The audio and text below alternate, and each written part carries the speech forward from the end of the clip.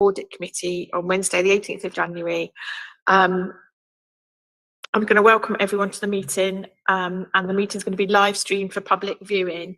In regard to that, for those members and for those present, please only speak when invited to by the chair. If you wish to speak and you're in the chamber, it's a normal thing to raise your hand.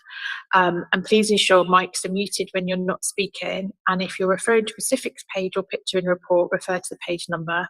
I know we've got people that have joined online, and I have my screen, and Peter, who's next to me, ably assisting me as my wingman, will be here to make sure that we can know if you want to participate and raise your hand.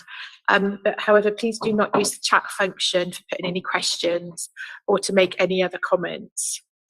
Okay, so we're just going to start first of all with apologies for absence, and I've received apologies from Councillor Sarah Young, Councillor Lynn Troughton, although Lynn is ably joining us online. I've also had apologies from Councillor Polly Billington, and I've also had apologies for lateness from Councillor Selman and also from Councillor Rob Chapman as well. Agenda item 2 is declarations of interest. Members are to declare any declarations of interest in regard to anything within the report that isn't overtly declared in your normal declarations of interest. Peter, have we had any additional declarations of interest? No, we haven't. Okay.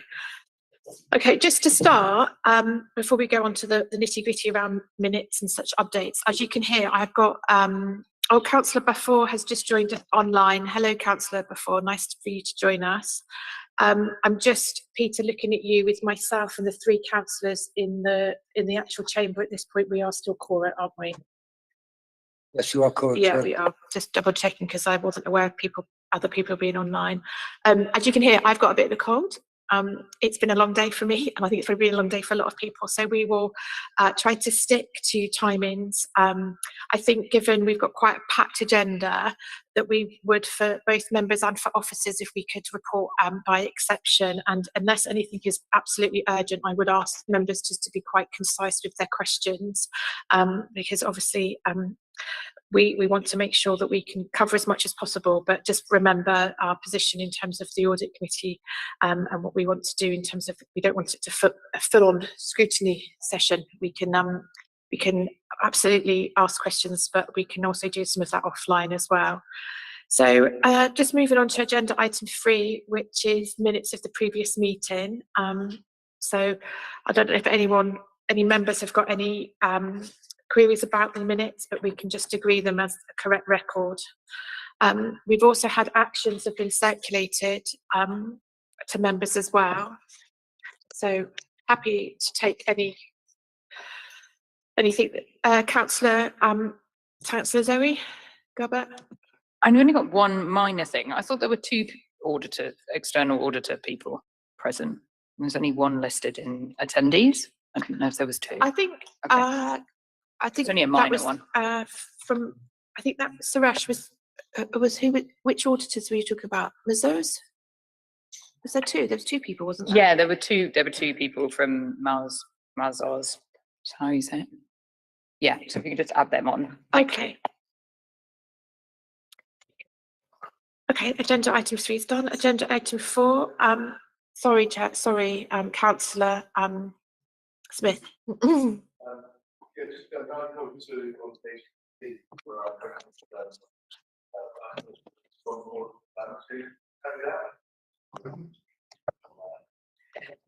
is that within the action points?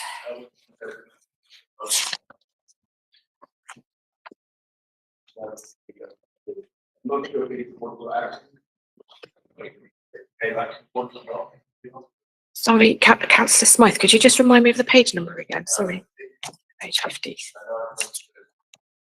Sorry, I did check all these. Councillor Gilbert asked when the proposed audits climate change would be carried out. Was that a verbal response given to that? Yeah.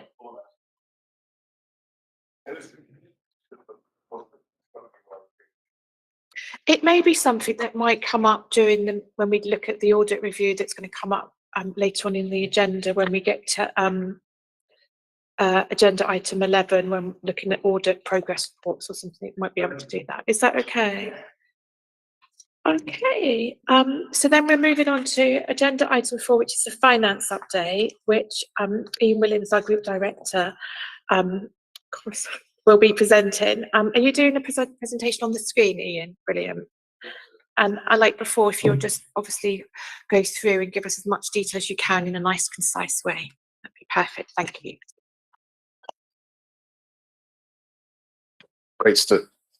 Great stuff, and good evening, everybody. Hope you can hear me okay. Is that audible in the room and online? Thank you. Sounds very loud even in the room, doesn't it? Cool. So let's what I'm going to cover this evening, and I will move at pace, Chair. So we'll look to update you all on where we are in terms of the forecast for 22-23. Also update you in terms of what's happened since we last met, and since then there's been a number of developments that have happened in terms of the provisional local government finance settlement, how that looks for London, how the council's responded to that consultation, and also just a step through the budget journey that we've been on and that we are still on. I know everyone in this room knows that we're heading for the council meeting on the 1st of March to ultimately get the council budget agreed. Give a quick update on some of the questions that did come up in the minutes attached to the agenda here today around the capital programme borrowing, and also importantly, I know a topic that's really important for this committee, which is our response to the cost of living crisis that we're currently in the midst of. So really we'll look to set out some of the real interventions that the council's been making, but in particular the great work that the Money Hub team have been doing. We'll also give a quick update on where we are in terms of the accounts update for financial years 2020-21, 21-22, and then finally conclude with an update of where we are in terms of the reserves deep dive that we've kicked off and the sessions that we're planning to hold in the next coming weeks and remainder of the municipal year. So I'll work on the basis that members have had the chance to look at the reports that have been circulated, particularly the overall financial position that went to Cabinet, that summarised the latest position in terms of what we were reporting back in December, which was an overall general fund overspend of just over £8 million. Not much different from what we previously reported at our meeting in October, but obviously reflects the real challenges that the council and all local authorities are experiencing in terms of some real financial pressures, predominantly driven by the inflationary challenges that we're seeing around costs in terms of whether it's energy, whether it's cost of care packages, whether it's cost of just actually doing business, but also, as we know, the council has also provided for a significant additional amount of money for the settlement of the pay award for 22-23, which was above the estimate that we included in the budget for 22-23. As I say, that forecast is one that is well documented in the OFP, so I think I'll take the view that if people have a chance to read that report, given it went to Cabinet in December, I'll come back to any questions if you've got those at the end or outside, if that's helpful. The housing revenue account position equally is not immune from some of the pressures that the general fund has experienced, and in particular, we're forecasting for the current financial year a net operating spend of around £11 million, but we're looking to bring that back into balance by a combination of measures, predominantly the reduction in the revenue contribution to capital due to delays in the procurement of the housing maintenance main contracts, but also looking to see opportunities to drive out further efficiencies as well. We are seeing, however, pressures, as I'm sure everyone's seeing in their own domestic lives, around energy costs, reactive repairs. The cost of actually getting any work done is a lot higher than it was a year ago, and we're really seeing, those pressures coming through. The team working hard to continue to draw down and reduce any bad and doubtful debts, particularly around any arrears in income that's collected, and progress is being made, but obviously it's very challenging given the cost of living crisis that our residents are experiencing. Economic context, I'm sure people don't need any reminder of the real challenges that are currently out there. 15th of December, Bank of England stated inflation was running at around 10.7%, and notwithstanding some of those measures that have been brought into play to try and reduce that, we're still seeing the cost of borrowing increase. 3.5% was the latest position presented to the Bank of England. And alongside that, and we'll touch upon this in the Treasury Management Update reports, we've seen the PWRB rates continue to increase. Just by way of reminder, the current energy price guarantee for households is due to be revised in April 2023, and this will operate until April 24. And the £400 payment will cease at the end of March, and a further increase in the energy cap will also be applied. The Energy Business Relief Scheme will also be replaced by what I think is well recognised as being a less generous energy business discount scheme. But the important point for us to note is that it won't apply to schools, charities and local authorities, equally all other parts of the public sector. Turning to the provisional local government finance settlement that came out really just before Christmas, even after the Finance Department Christmas party.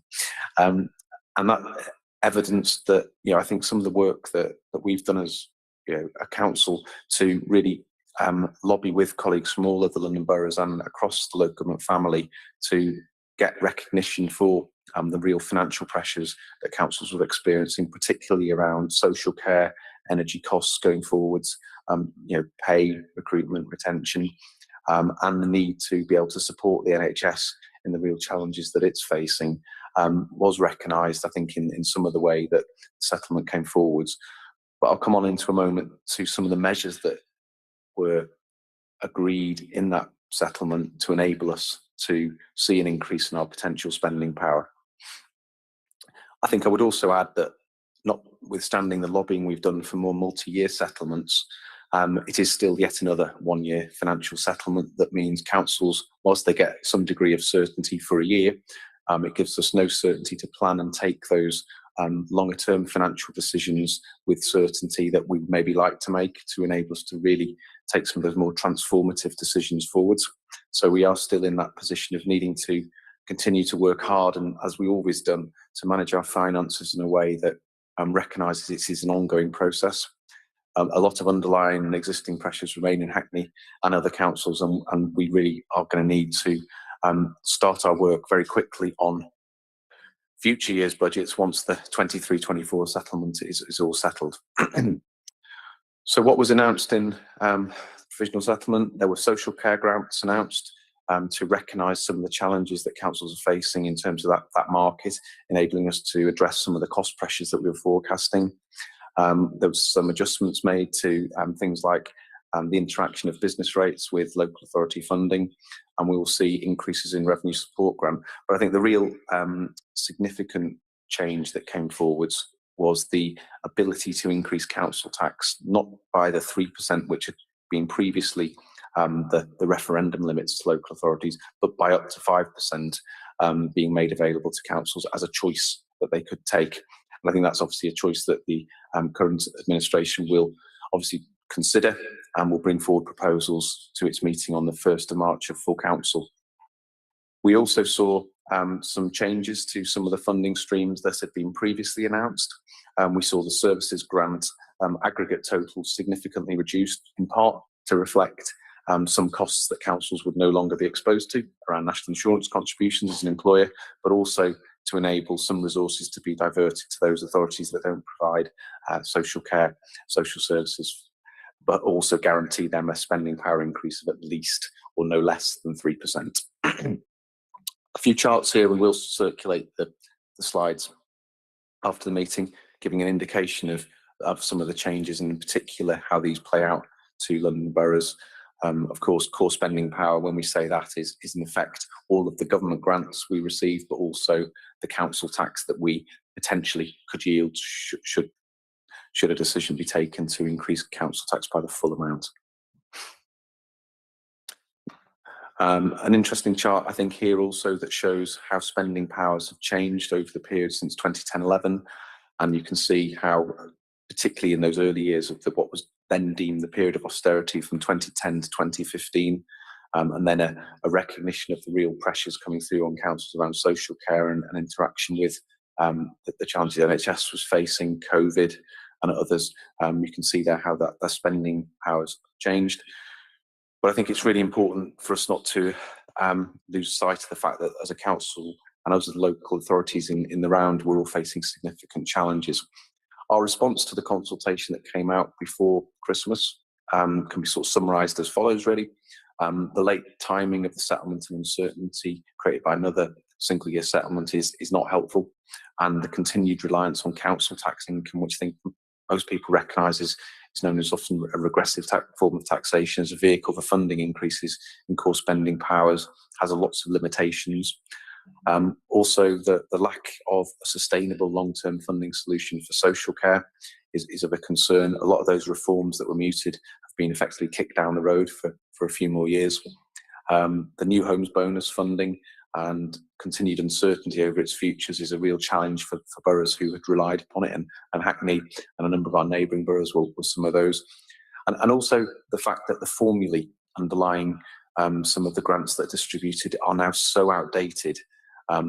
How we can rely upon making assumptions about how they will go forwards in the future is not without its challenges.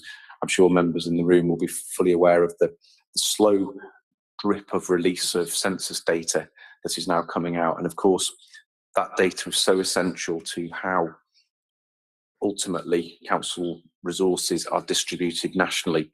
And a lot of it comes down to relative shares in terms of changes in population, indications of deprivation and the like.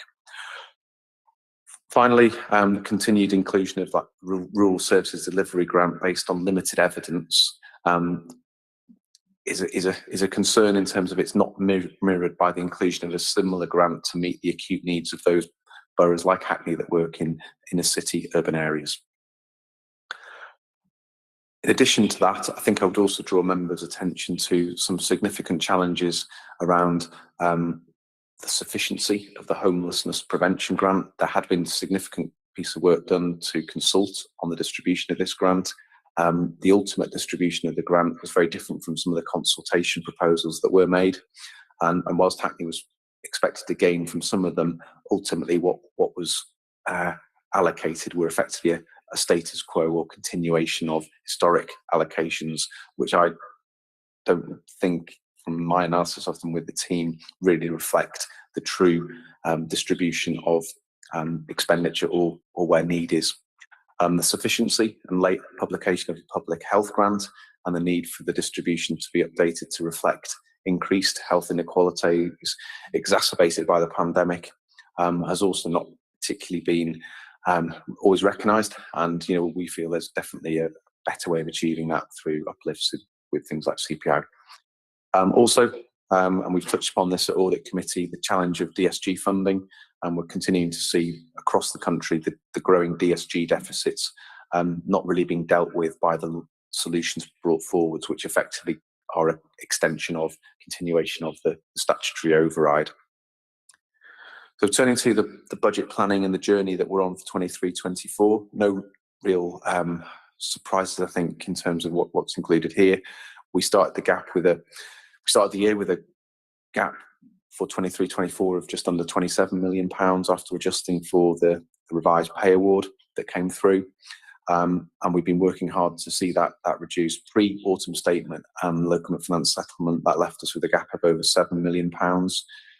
In terms of the housing revenue account, one of the things that did come out of the autumn statement and from the local settlement was the fact that councils could choose to increase council rents by up to 7%, so not the full CPI plus 1%, but at least more than was potentially anticipated in the consultation that came out at 5%. And obviously that will be going through the due process and consideration that you would expect, leading to a report to Cabinet at the end of February, leading on to full council at the beginning of March. What does the LGPS mean for the council's budget? Although disappointing, the settlement was 1 year only and gave us much uncertainty in the medium term. It does give us some flexibilities, but that is recognising it's only a one-off. It gives us the ability to consider raising council tax by a further 2% to 5%. And just by way of reminder, an extra 2% increase on council tax would raise around an extra £2 million, should that decision be made. In addition, some of the social care monies that were announced enable us to substitute those grants for some of the provisions of growth that we may have needed to make, given the estimates of the significant cost pressures that are coming through from service demand. And I think recognises the lobbying that was done. Also gives us some capacity to deal with the pressures around things like energy costs and other significant investments the council needs to make, particularly around recognising the changes that are going on in the insurance market, which we've been working through with Jackie and the team only in the last few days. Turning to next steps in future years, 23-24, as I say earlier, really we'll go to Cabinet on 27th of February, Council on the 1st of March, similar trajectory for the Housing Revenue Account budget. But I really think it's important that particularly the Audit Committee recognises the ongoing financial challenges the Council faces. And whilst we're making good progress to balance the budget for 23-24, the challenges in the future, the headwinds ahead of us are significant. And obviously we'll be bringing back reports to this committee and other places in relation to the challenges that we're facing. But a very initial look at the medium-term financial forecast for future years beyond 23-24 makes us feel that it will be somewhere in the region of another £40 million needing to be reduced from the general fund or found from within the general fund over the course of this municipal cycle. Turning to the council's capital programme and borrowing. Obviously, capital programme is a significant part of the various reports on the agenda here tonight. We're forecasting the current financial year a spend of around £165 million, which, considering the legacy of the pandemic, the challenges there are in the market in terms of securing contracts at a price that is affordable, are not without difficulty. I think £165 million of CapEx spend in a financial year is not insignificant and is one of the highest in London. Obviously doing a lot of work to make sure that where there are challenges with getting budgets to balance due to things like tenders coming back above estimates, challenges around viability on some projects that require a combination of capital expenditure and income generation are being worked through, as well as finding appropriate contractors to actually do the works, i.e. can they find the workforce to actually do the jobs that they need.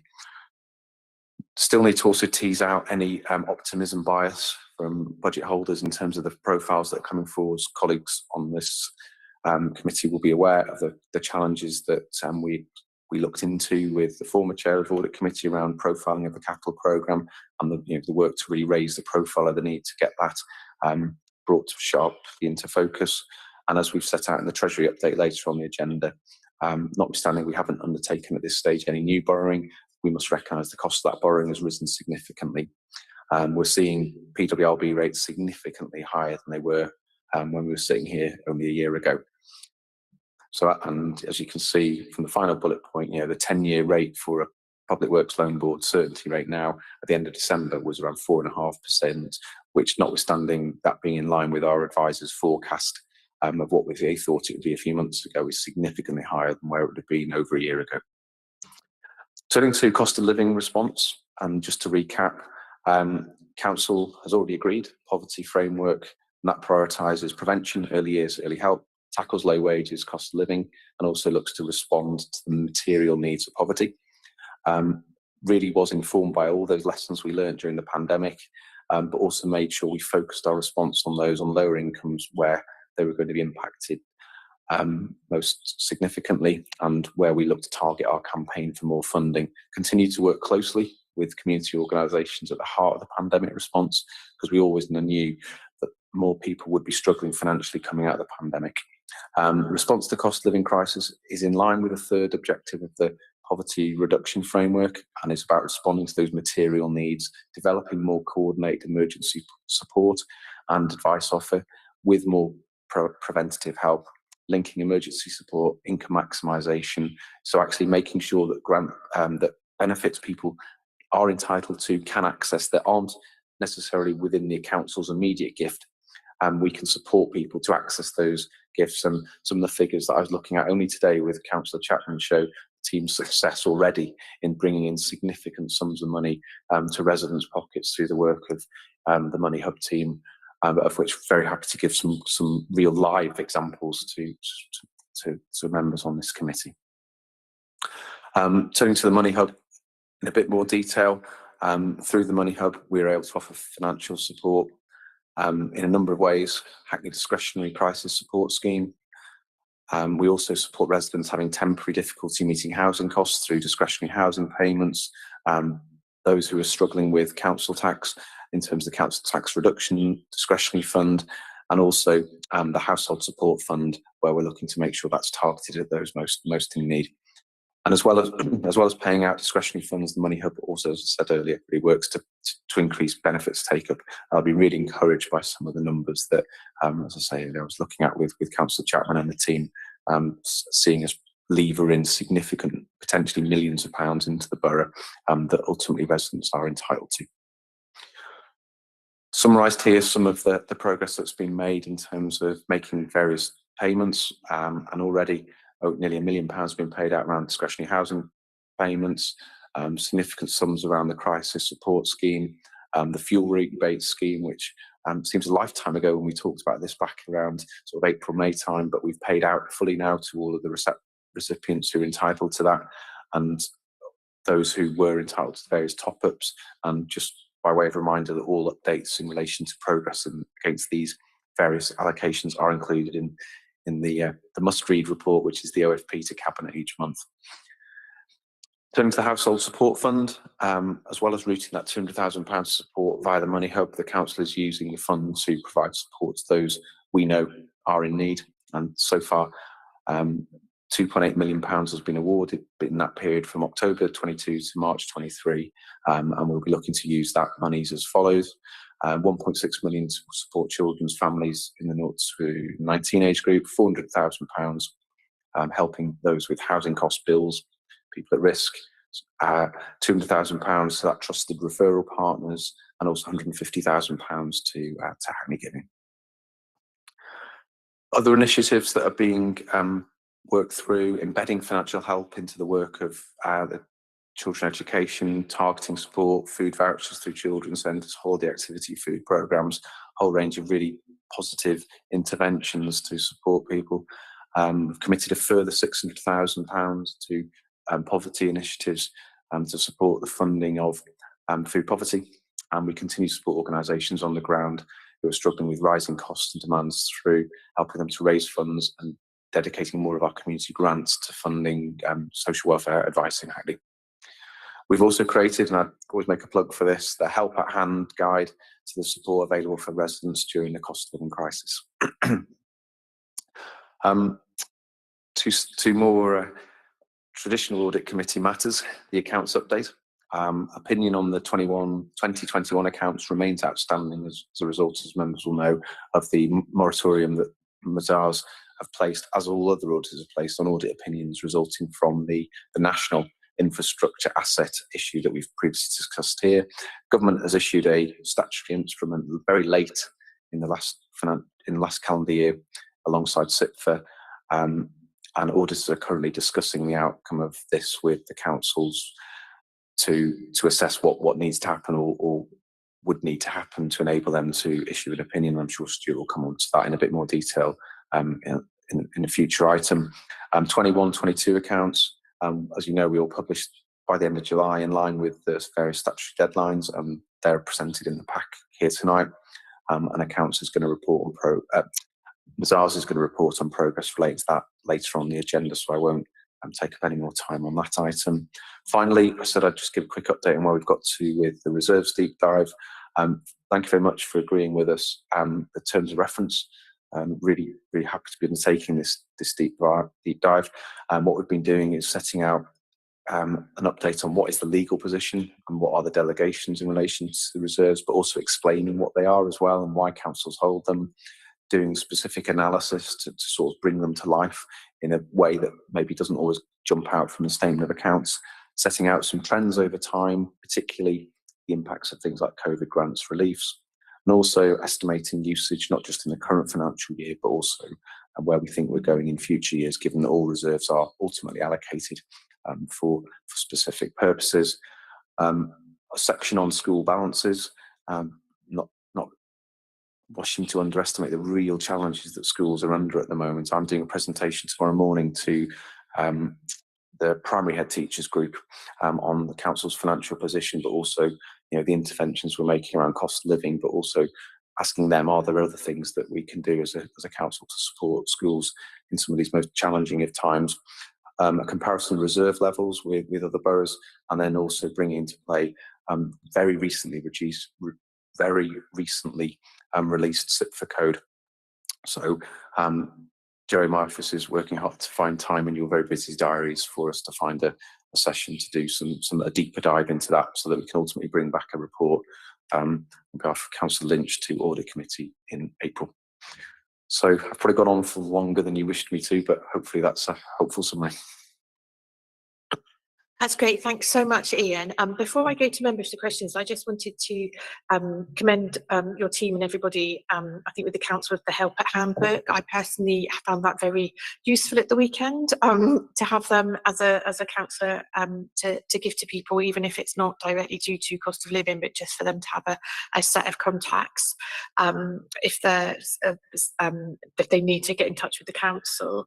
And also, I just wanted to note, I think it's quite significant about no new borrowing as well, because sometimes that's a worry. So it's good to see that we've got some sort of, we're in a position where we're not needing to keep borrowing. But yeah, I will move on to members. If anyone would like to ask Ian any questions. Councillor Chapman.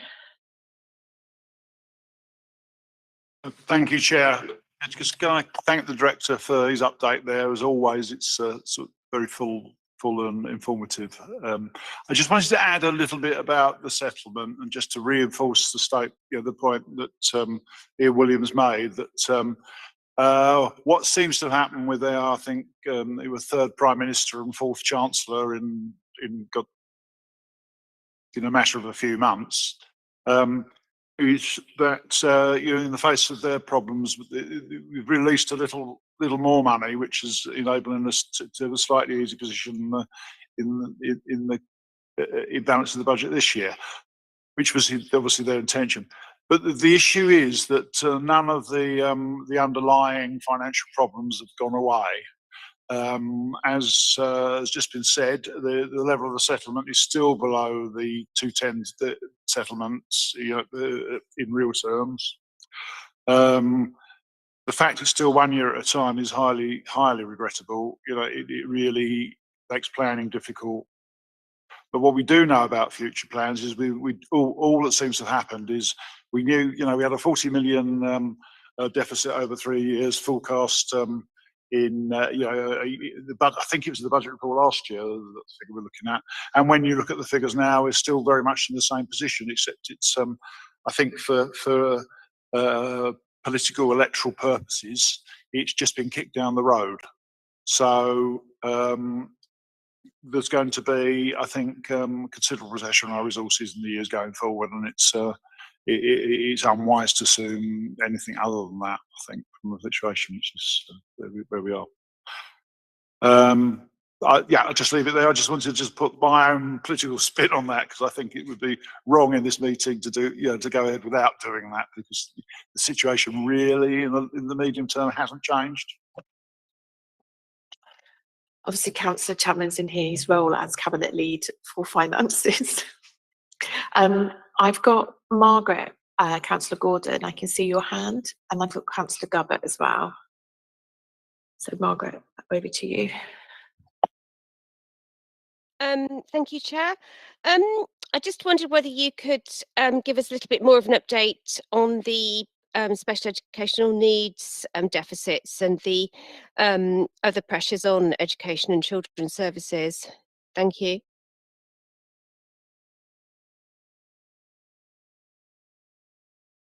Ian, do you want to take that question, or do you want to wait for Zoe to give her question? Yeah. Take two questions and then. Thank you, Councillor. Thanks. And thanks to Councillor Chapman for that update, as well as for Ian's. So this is a kind of general question, and my sense of the papers kind of as a whole, because I didn't really know where to ask this question, but maybe it's okay to ask it now. And it's just about, I guess, a sense from you, from other kind of local authorities and the kind of local authority community about how things are feeling, because, I'm hearing increased reports of local authorities finding it, you've painted a really kind of reassuring but quite dark picture. And I just want assurance, a lot of these papers talk about kind of, our plans around investment and our audit and kind of our response and financial kind of rigor. But I guess it's just getting an assurance from you that we are doing, where we are in that kind of risk of bankruptcy, I guess, compared to kind of how that's feeling in the local authority community. If I take Councillor Gordon's question first, so just so I'm clear in terms of what was announced before the Christmas break. So for a number of years, for 2 or 3 years now, we've had what's called a statutory override in terms of the way local authorities account for the dedicated schools deficit around special educational needs. A lot of work is being done to effectively address the ongoing funding challenges around SEND, and this committee did an extensive deep dive into special educational needs probably now quite a good few years ago, actually.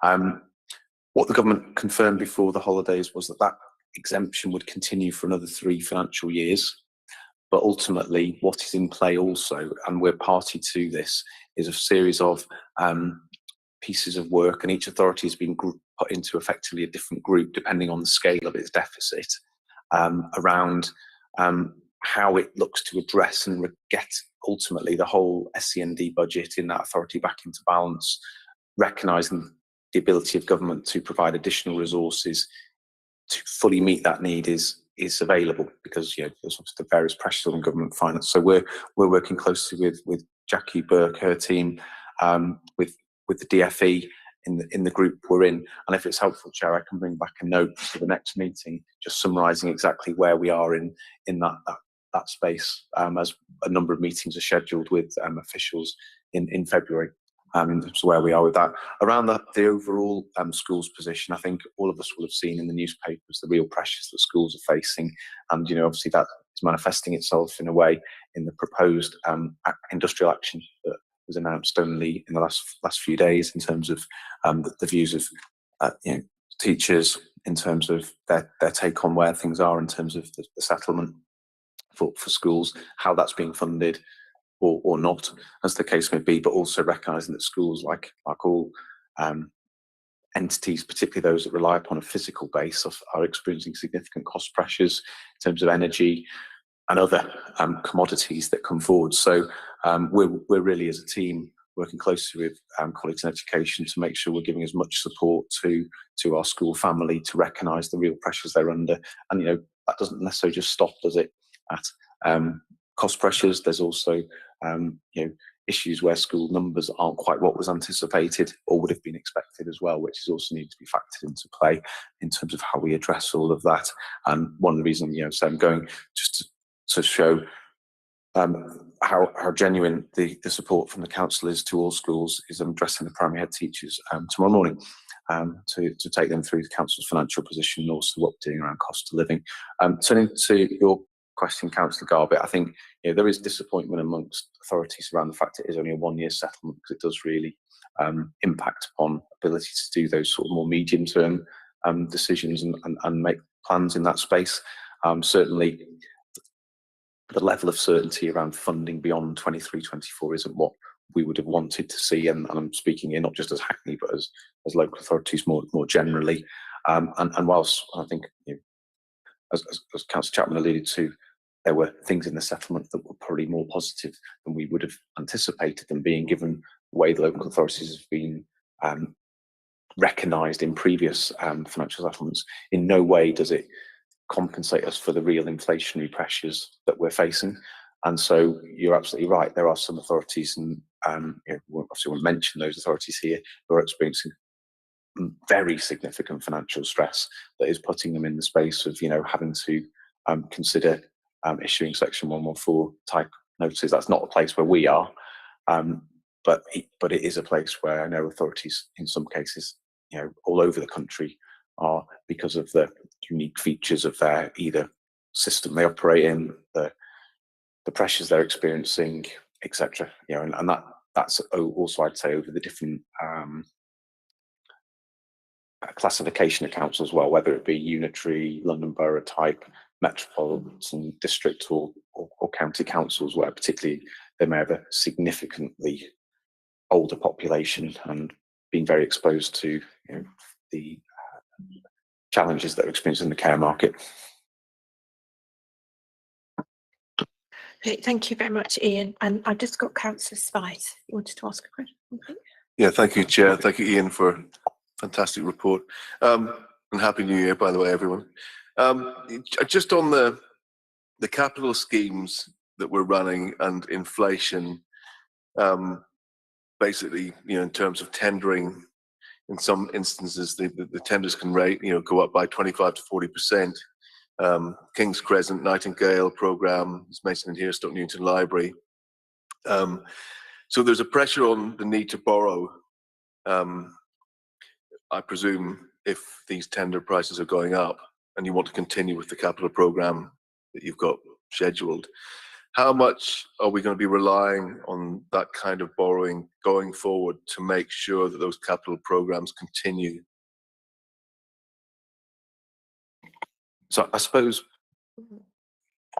to answer that question, I'd maybe not answer it on a scheme by scheme basis, because I think each scheme is funded in different ways. So it will depend on its actual ultimate tenure mix in terms of the proportion of the scheme that is either fully social rented, in which case the significant element of that needs to be funded via borrowing, given the relatively low income that comes from rent and the relative cost of each dwelling. Obviously, as you know, a lot of our schemes also have a degree of cross subsidy in them, and I think in the considerations we need to have in terms of viability, affordability, we need to recognise the likelihood of some of those schemes, particularly where reliant upon private sale, are going to actually be able to deliver the income that's anticipated in the market for the cost of the build. So the sorts of things we'll be considering are firstly being clear about the specifications that we've got, looking at our approach to procurement. It could be the case that, particularly given the ambitious programme that was agreed back in December, instead of looking to package schemes, instead of looking to procure schemes on an individual basis, there may be ways through procurement that economies of scale can be better achieved. Now, there's always going to need to be some concession made in that process. There may be some things which are required to happen quicker. There'll be different types of engagement that's needed, but I think what we're looking at as a team is how we adapt and be agile in our approach to procurement to get the best prices, and also be mindful of being able to work with other local authorities through a framework to actually package the volume of goods works that we can offer to the market in a way that enables them to have more certainty over a significant package of work, that enables them to offer us a better price to mitigate some of those tensions that are there. But you're absolutely right, it's across the board around capital, whether it's large schemes, whether it's maintenance contracts in buildings here next to us, and as I'm sure people are seeing when they want works done in their own properties as well. The labour cost prices are soaring, as are the material prices, and that is a context of the economic environment that we're in. Great, thanks everybody. I think we can now move on to agenda item 5, which is the draft statement of accounts for 21-22, and we have Jackie Moylan and Suresh Patel from Mazars, and I think another colleague, to present the report. And just to remind people, the Audit Committee is recommended to approve the statement of accounts subject to the finalisation of the audit processes and resolution of the infrastructure asset issue. Approve the Group Director of Finance and Corporate Resources be authorised to agree and approve the final statement of accounts for 21-22, subject to the finalisation of the external auditor's outstanding work as set out in their audit progress report and resolution of the issue, and consider and approve in its own right the annual governance statement contained within the statement of accounts. I thought that was quite useful just to put that before we hear. So, Jackie, you've got a little presentation you're going to do, or is it just from what's in the... I was just going to suggest we take the report as set out, and if anyone's got any particular questions on the statement of accounts, what we've tried to do in the covering report is pull out those main points and the particular changes from previous years. And as you know, as the Chair said, the next item will have the auditor's reflection on their progress in terms of the audit of our statements. Garbett and then Councillor Smythe. Thanks, Jackie. Happy with that? Yeah, I found the cover report really helpful. I kind of had three kind of slightly small questions. They're, do you want page number in the pack or page number in the report? Which is easier? I've noted both. Maybe I'll just give both. So on page 53 of the pack, 21 of the report, the second paragraph from the bottom says adequate assurance. And I just wondered if that was sufficient, like the word adequate in that context. And then the next one was on page 56 of the pack, 24 of the report, where it says that we're not fully compliant. It kind of implies that I think that's okay because lots of others haven't, and we've got a plan to be compliant, but just wanted to clarify that.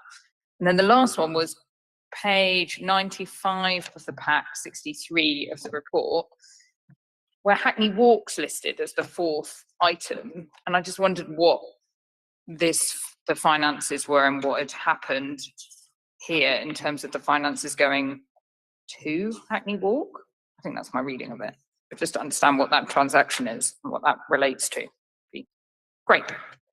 Could you do me a favour? So what was the first one again, the first page? First one was pack 53 and page 21. It's just the word adequate. I didn't know if that meant if adequate was considered good in that context. I think it's a semantic. I think it's the adequate assurance will be given that systems and processes in place throughout the council support the achievement of the objectives. I don't know if adequate's the best. Yeah, okay. Right, yeah, sorry. You know, sometimes adequate's used as a poor description rather than a positive description. Just to clarify that one. I think it's in local authority accounting audits, adequate is up there with A-star. Not that I ever got when I was at school. Apologies, your second page reference? The second one was page 56. It just talks about being not fully compliant. But in the sentence, I think it sounds like we decided to postpone the review, and then it just says we are not fully compliant. But is that the only thing that means we're not fully compliant? And is that how we aim to be compliant by completing that review? Does that make sense? It's in like the middle of the last paragraph. Oh, yeah, yeah.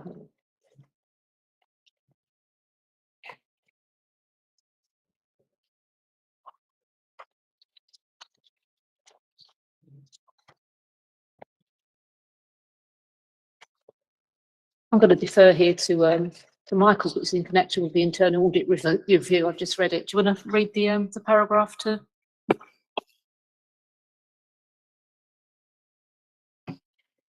In relation to the accounts and audit regulations, and the PSIAS require the council to undertake a review of the effectiveness of its external audit function and to report the results in the annual government statement. Hackney was due to undergo an external peer review in 2021. However, all such reviews remained suspended at that time due to the pandemic. Reviews are due to start in 2023. I think it's about the LTA period.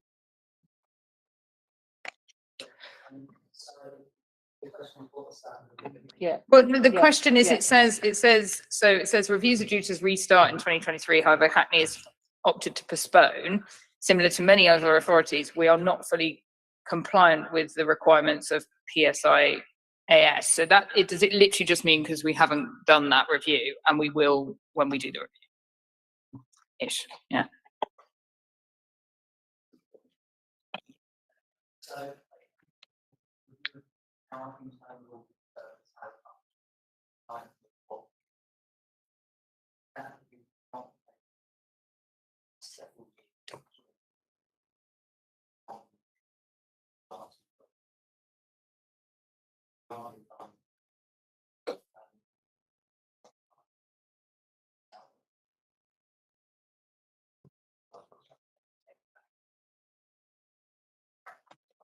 Thank you, Michael.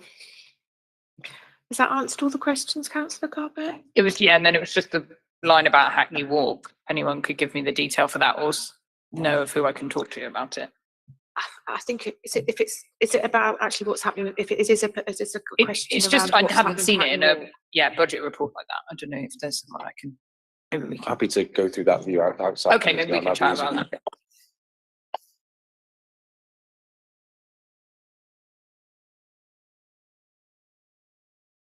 So, did you say you're happy to come back? Pick the question up outside of the meeting. Outside the meeting. Do a note to Great, the next. thanks very much, Ian. And Councillor Smythe. Yeah, thank you, Chair. Page 48 of the report in the narrative statement, on the HRA paragraph, that you received income of 146.7 million from rents, service charges, leasehold and other income, an expenditure of 190.4 million on repairs and maintenance, general management services and special services and other items to spend. So there's an overspend there. Is that something that concerns you, Ian? And is it something that the committee should be concerned about? My other question is from page 49 in regards to business rates. Essentially, you didn't collect as much as you expected to. Maybe that's not the right terminology, but essentially, are we getting on top of the collection rate for business rates? Is, I suppose, the key question. And again, is that something of concern to you? And then just finally, Chair, just on the community infrastructure levy, page 73, the levy will be used to fund a number of infrastructure projects, transport, flood defences and schools. If the CIL was to come down for whatever reason, because of the economic factors that we're now sort of presented before us, would that mean that things like flood defences and transport and school would lose funding? So those are my three. If I take the SIL question first, obviously SIL is a source of funding that we accrue from developments that take place. So in old money, that used to be what was predominantly Section 106 or Section 276 agreements where it related to highways. SIL obviously is a source of funding that has less conditions attached to it. But what we need to specify is the types of areas of expenditure which we would allocate it to. And so each year we produce a statement showing the eligible expenditure, for want of a better word, that monies can be attributed to. Now, of course, the certainty and the level of funding that comes into us is not a factor immediately under our control. Yes, planning policy can enable us to assist with it, but if developers predominantly don't bring forward developments, then there will be no SIL generated. So that's why the prioritisation, particularly of the capital programme, is very essential, and we'd look to take that forward. It should also be noted this is not the only source of funding for our capital programme. So there will be the council's own resources, there are government grants, there's monies we receive via TfL, which also enable us to take forward those works. So I don't think in isolation that would necessarily mean that all works would stop, but it would mean there would need to be a further prioritisation. Certainly though, looking at the forecasts I'm seeing coming forwards from what the planning service is anticipating coming in, whilst we are seeing, as you would always see, fluctuations, particularly in the borough of Hackney's relative geographical scale, which isn't that big, and relatively limited opportunities for major developments. There's only so many big blocks and office blocks in Shoreditch that can be built in, which tend to be the big generators of significant SIL contributions. Also worth noting that schemes like Britannia Leisure Centre, the school down in Shoreditch Park, were also quite considerable contributors in terms of SIL, because we also have to pay ourselves SIL money, as you can expect. We're not going to build a Britannia every year, are we? So there will always be peaks and troughs, but certainly from what I've seen of the forecast going forward, there's a relative steadiness to them, but within that there's obviously some variance, because it's not the source of funding isn't always from the same area. Happy to approve. Do you want me to answer the HRA point? Yes. Yeah, so the HRA point, if you look at page 152 of the report pack, you will see that the HRA was in a deficit position of just over £1 million. I think what we've got there in the note is we refer to a lot of the repairs and maintenance spend, which is funded by other means. That's not on the face of the HRA. So that's why that looks like that in terms of the business rates.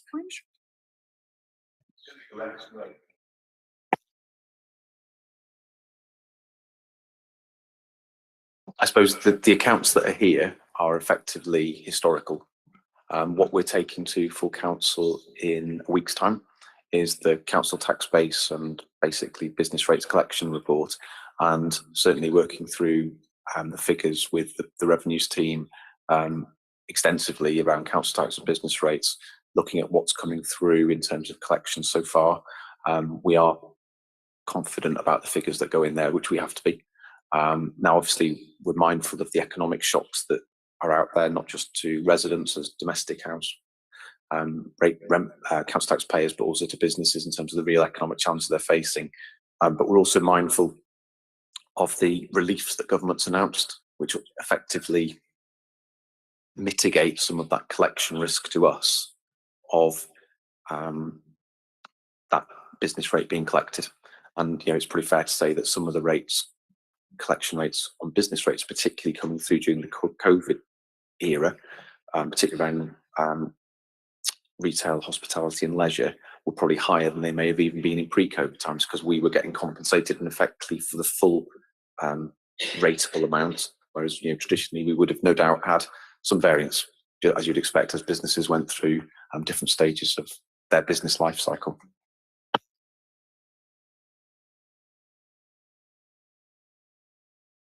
Thank you. Councillor, before you've put a question in the chat, would you like me to read it out for you, or would you like to ask your question? I think it's been very long, and I think most of the commenters figure out what I was trying to find out. So I think I'm okay now. You're okay. Okay. All right. Thanks, Frank. Councillor Frank. Thanks. Thank you. Yeah. Okay. So can we approve agenda item 5 as set out? Yeah. Okay.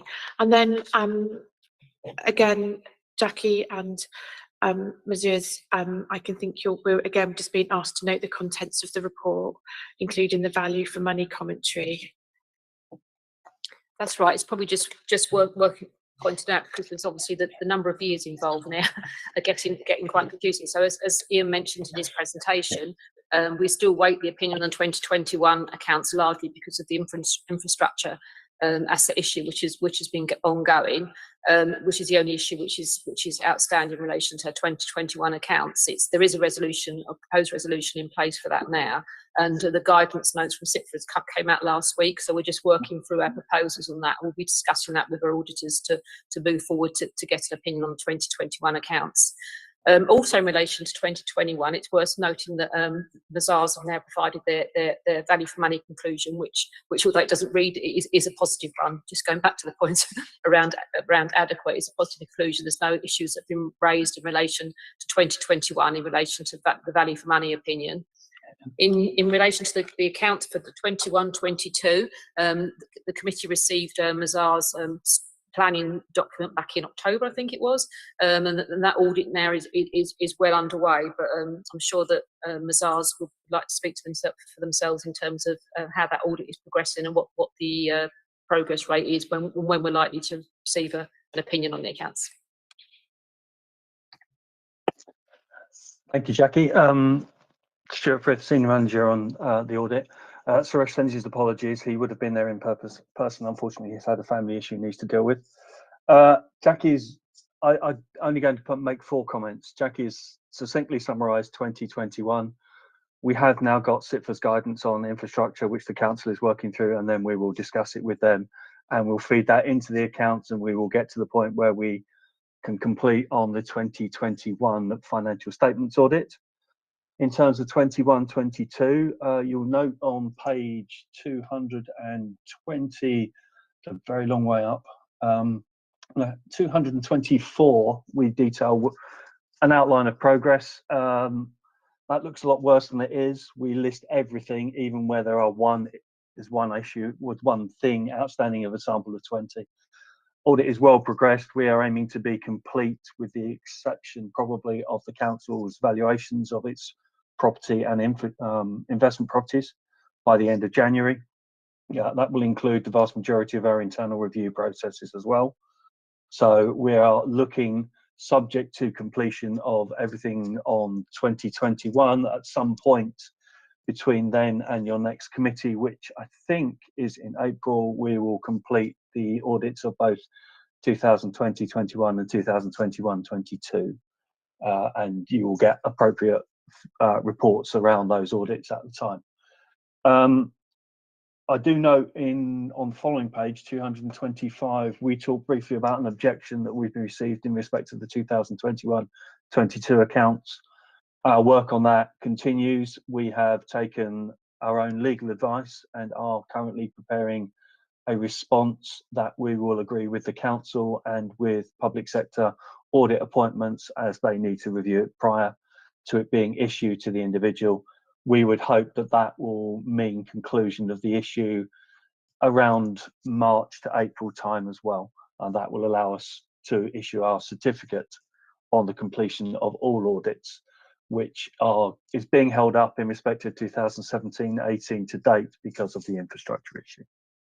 As Jackie says, we've also included our value for money commentary in respect of 2020-21. This is the current draft. We will issue a final version as part of our completion work for the 2020-21 audit, which will come as part of our annual auditor's report, that we will issue on completion of all of our work. That will summarise the accounts audit, the value for money audit, and our opinions. Now, whether that is issued as 1 or 2 reports, because obviously we're issuing 2 completion reports, is still to be agreed, but this is our position in respect of the 2020-21 audit. We continue work on 21-22 and will report that in due course as well. Obviously happy to take any questions on anything in there or around the audit in general. Great, thanks, Stuart, and apologies, I didn't realise that you were subbing for Suresh. That's my fault. Apologies. I would have been there as well, but Suresh, but unfortunately he could not. No worries. Stuart, thank you very much, and thank you very much to Jackie as well in terms of just giving us a progress report. Is there anything urgent that the members would like to question around that? I think we've got a firm confirmation around timelines, but I will take a question, Councillor Goddard. Thank you. Just a quick question on page 239 and the mention of the sustainable procurement strategy. And I just wondered, because it obviously states that it seeks to improve the council's contracting approach, obviously talking about environmental and social kind of sustainability. So I just wondered where the effectiveness of that strategy is reviewed to know if it's achieving what it's setting out to do.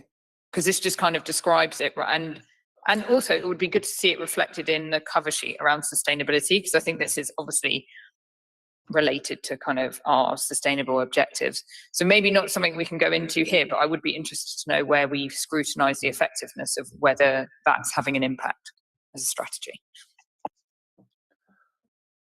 In terms of the audit. Sorry, Stuart. Sorry, Stuart. I was just going to make the comment that I guess the actual head of procurement, what you're talking about is probably something that might actually want to come on to maybe something with SEG scrutiny, or another scrutiny panel might be if it's about an actual service provision that the councils that we're talking about. But Stuart, go ahead. Thank you. I was purely going to say, in terms of the audit, we're very much focusing around the existence of arrangements, and we will look at what you do to assess that. But in terms of actual your review and assessment, that's very much down to something that in the team and whoever at the council will put in place, and then we will look at to see that it is there. As I said, this is very much a 2021 review, and this is where we, as Jackie said, we get into we've got such a long period open. We're currently almost looking back to we're actually just at the start of the pre-pandemic, pre-cyber attack, in terms of 2021. So there is more to develop and more to write here in terms of developments over the last 18 months, effectively, since the end of the 2020-21 audit. And it gets very confusing in my own head. I have 4 different audit periods open at the moment, so I have to be very conscious of which one I'm talking about. But so we will come back to that as part of 2021-22 and review the development and progress and comment thereon. But at this stage, it's very much around the arrangements that the council has in place. Thank you, Stuart. And I think we're all a bit confused as well, and we do appreciate it, because it's been difficult given the challenges we've had with the pandemic and the different financial years.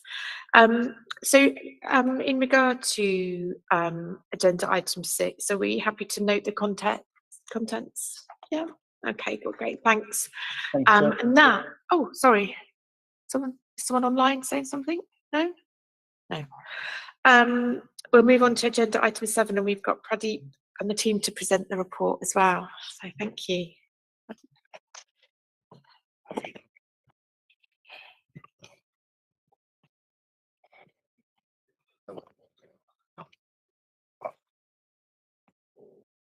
Thank you, Chair.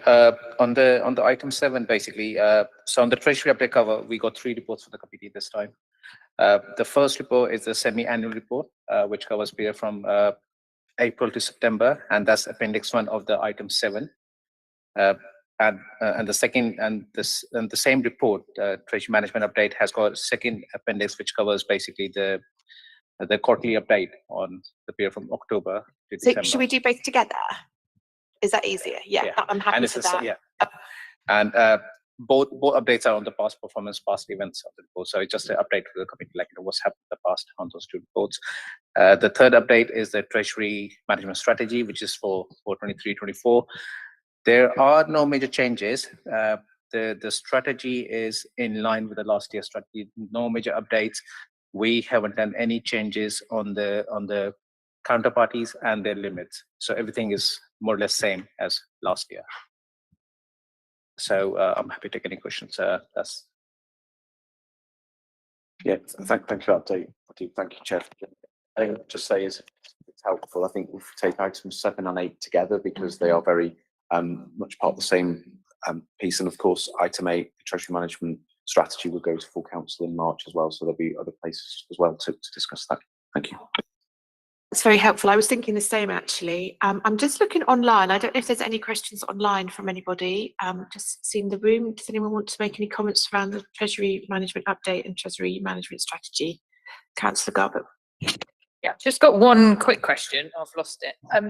It's just about, so I was just trying to find where it was. I think it's in the strategy at 8.1, but it's just generally about the environmental, social and governance, so the ESG. So I just wondered when they were going to be forming part of our kind of formal investment process as standard, because I understood that, I think it implies that we're thinking about it when we're not doing it as standard, but maybe that's just the way it's written. On the ESG, basically, what we do on most of the funds, which are money market funds, they follow the ESG rules and regulations. They are registered as with SFDR, and they all are registered. They follow the Article 6 for the money market funds. For the remaining, which are the investments for the banks and other financial institutions, we will be working with our advisors. We'll be looking through their ratings, their scores. There's a lot of things we're going to go through with our advisors when we start looking at those ESG issues, when we start investing in banking or other financial institutions. That's why we're going to follow all those regulations.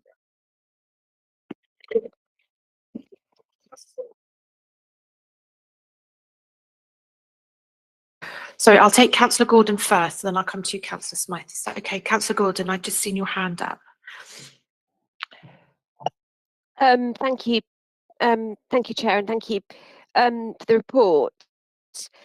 I've just really got 2 sort of questions.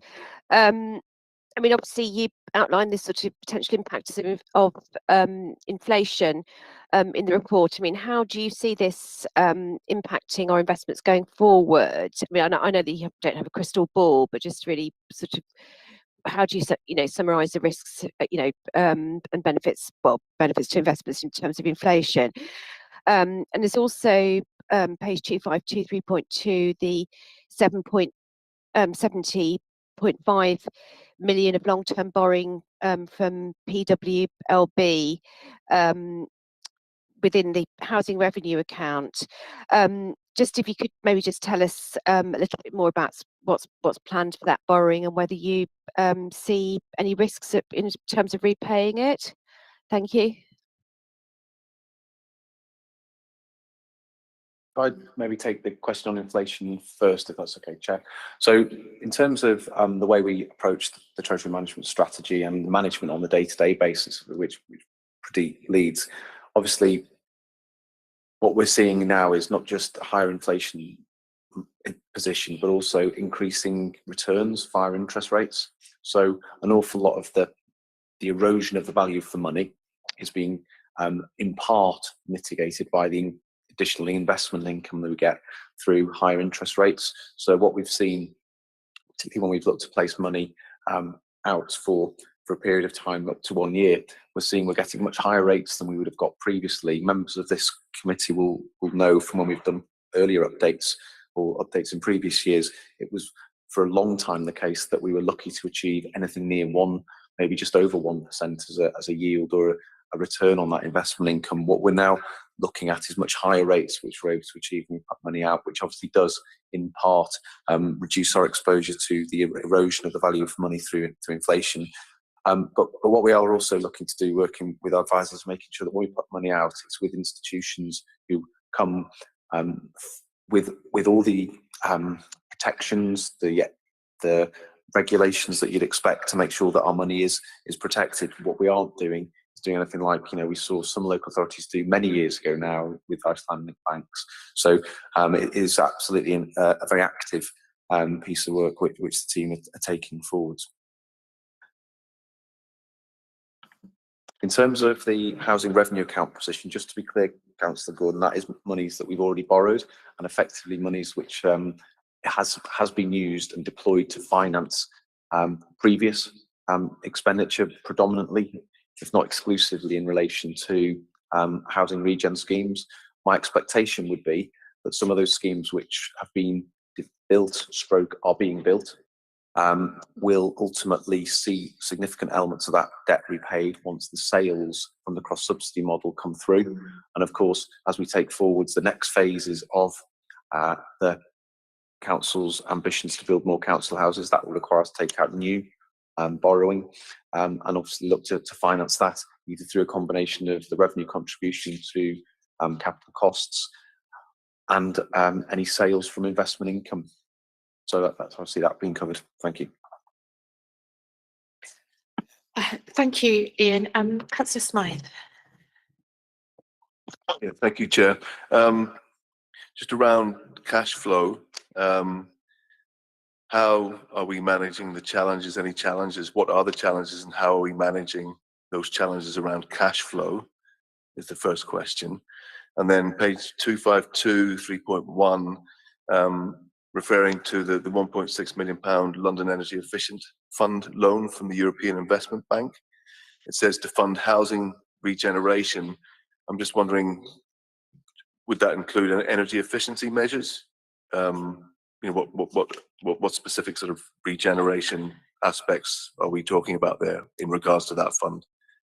Thank you. Thank you, Councillor Smythe. Can I just, on page 268, on point 1.1, can I just draw members to the fact that the Chartered Institute of Public Finance and Accountancy's Code of Practice and Treasury Management in Public Service, so the SIT for TM code, is what our officers are adhered to. So I think we have to be, when we're asking our questions, it's sort of very similar to anyone's professional code of conduct. So I guess what happens within this when we're asking questions is that they will only be instructing what is being asked by the public and by the political people that are in. Does that make sense? So I guess I think they're more than able to answer the questions around how to manage cash flow and stuff, but I think we've probably got some assurance given the reports that there doesn't seem to be a red flag around that at the moment, but I will leave it to the officers to come back to that. But I was just mindful of our role in terms of sort of noting and sort of approving the reports, because obviously the officers are very much bound by their professional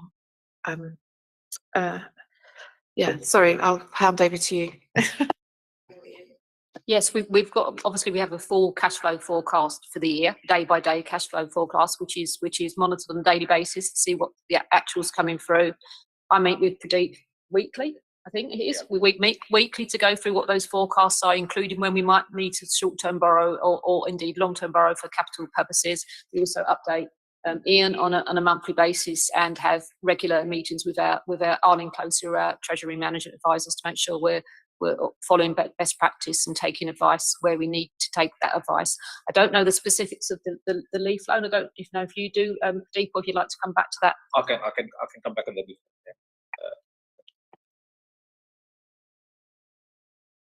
Are we happy with that?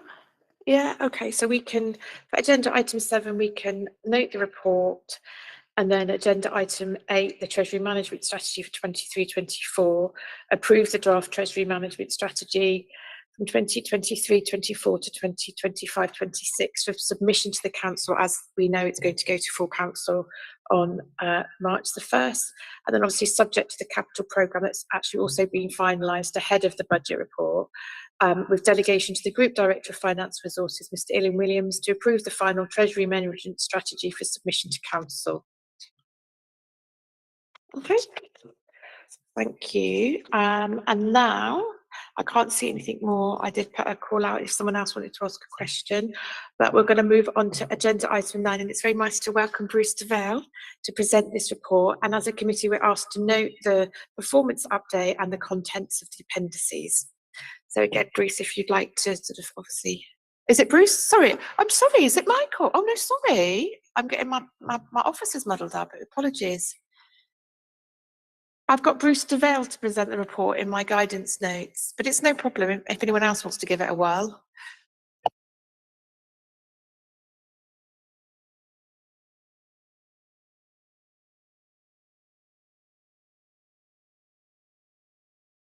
So am I correct that you're going to be Oh, we can do well, it. well, as I said at the beginning, it's just by exception. So if there's anything you want to do, we'll I know there is I know there's a particular new risk actually that I've been made aware of, and I'm sure members have picked up on that. So I guess anything that's different to before.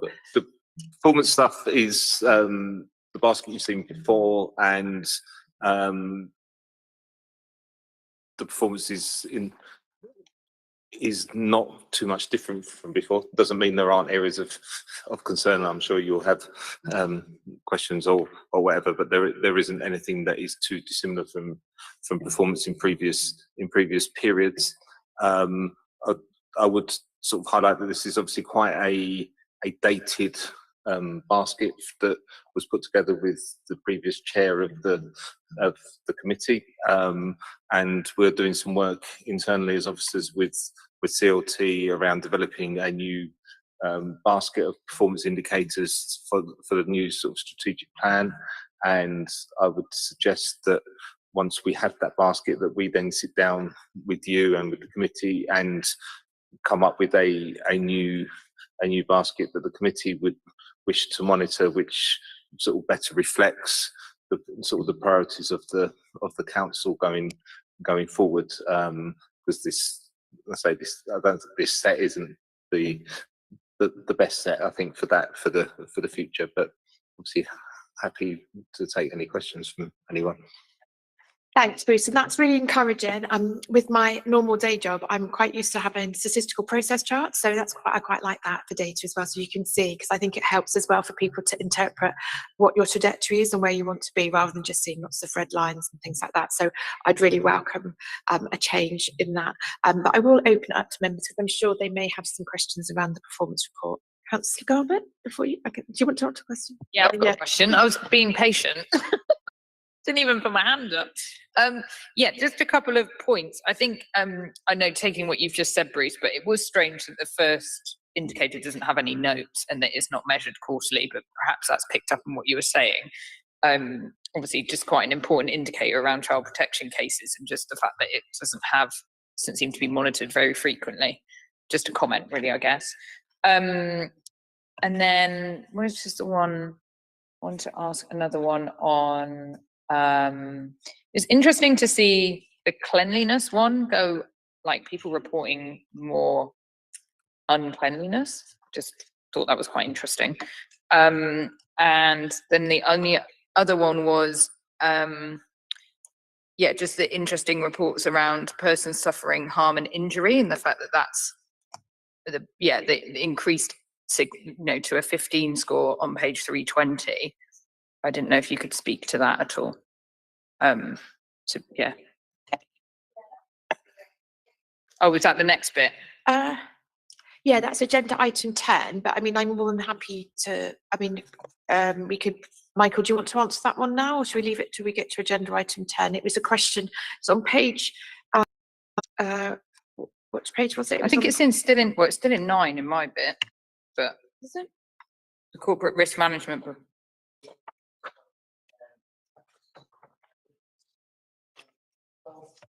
Yeah.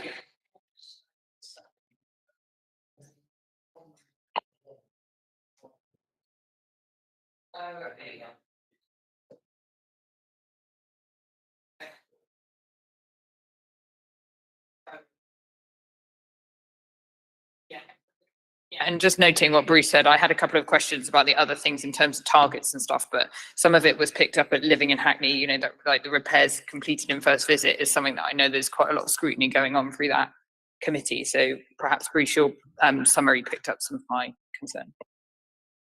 And also thank you for that, Councillor Zoe, because I think also we have got one of the officers to come in, I think, for the next meeting to look at some of the housing repair stuff, because I know we raised that as a concern before, but given the agenda was so tight, my understanding is that we will be having somebody from that directorate to come to sort of just give a briefing. Is that correct, Peter? We do, don't we? Yeah, we have. Yeah. Okay. So that's the performance update. So again, we're just asked to note the report and the contents of the appendices. Did you have a question, Councillor? Sure. I'm just wondering on page 303 about the time taken to process housing benefit new claims. The functionality, the reinstatement of it was delayed from December to March. If I can hear more about what the reason is for the delay, and do we know that in March it will be thought, or can we expect further delay?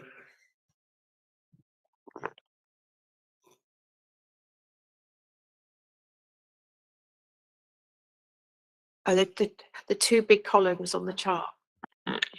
Yeah, so I think what I can say is certainly now, in terms of just find the right page, in terms of this, in terms of benefits processing and particularly processing new claims, we're now in a space where we are actually starting to process those in line with the speeds of which we're doing it in a pre-pandemic time.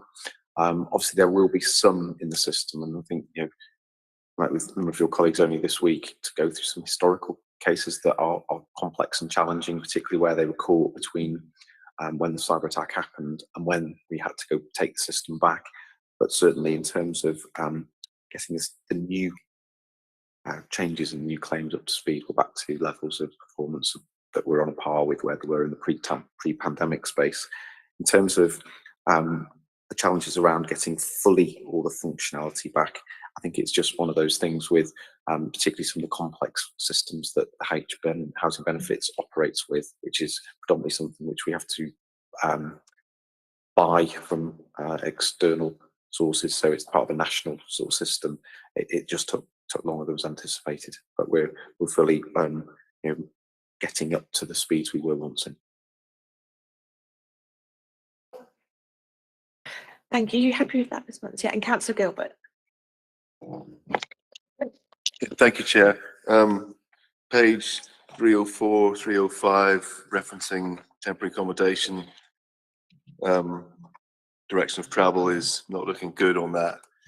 I mean, I'm just reading through this. I mean, this is really like incredibly challenging and difficult.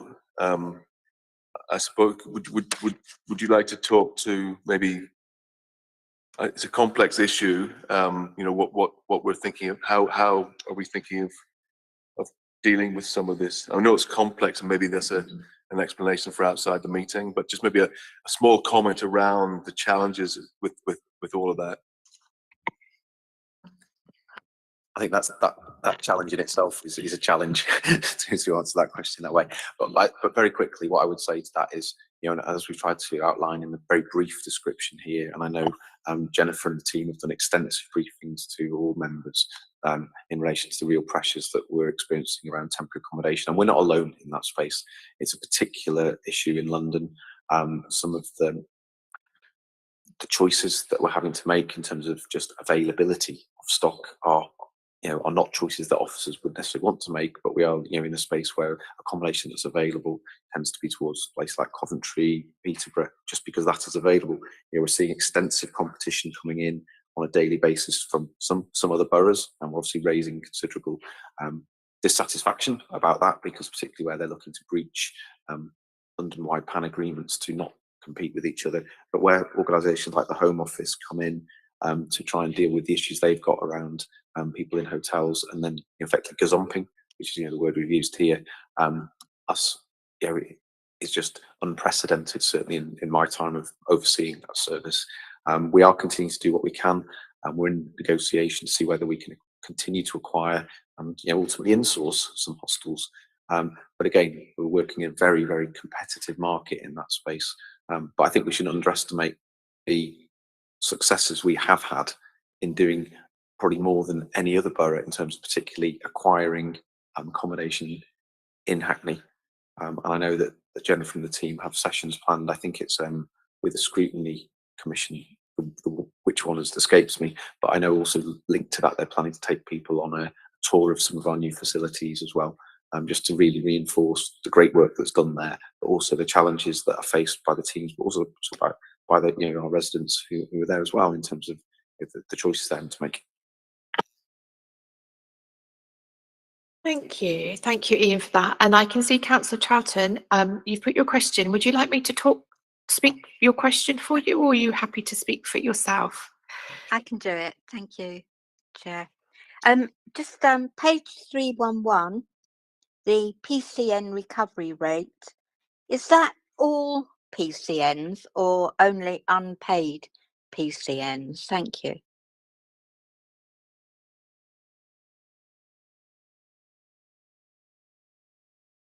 I think if I'll happily answer that, if that's okay, Bruce. No, my understanding is, Councillor Troughton, that's recovery rate including all of our PCNs, not just on estates and not on estates, basically. So the whole, yeah. And I think when you compare that rate to the challenges that does happen across London and the challenges that are made, certainly from when I've looked at the various league tables, Kevin and the team's performance is right up there in the sort of Champions League spots for where we are in the London tables. Thank you.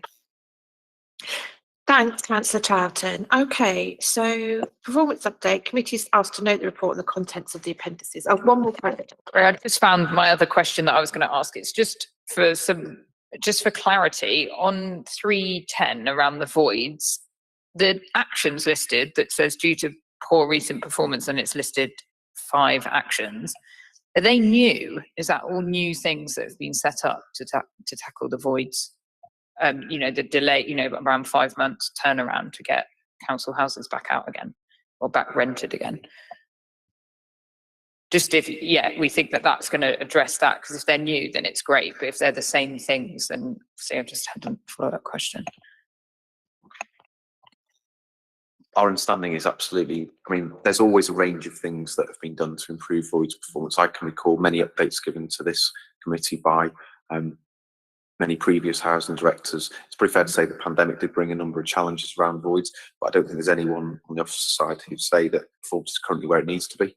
And certainly with responsibility for temporary accommodation, my team are continually telling me we've got to improve the council's overall voids performance, and that's something that is a real cross-council corporate priority to see improved. I think we'd also appreciate there are some properties though that do come with significant challenges, but no, absolutely, it's a real focus of housing services to get that improved.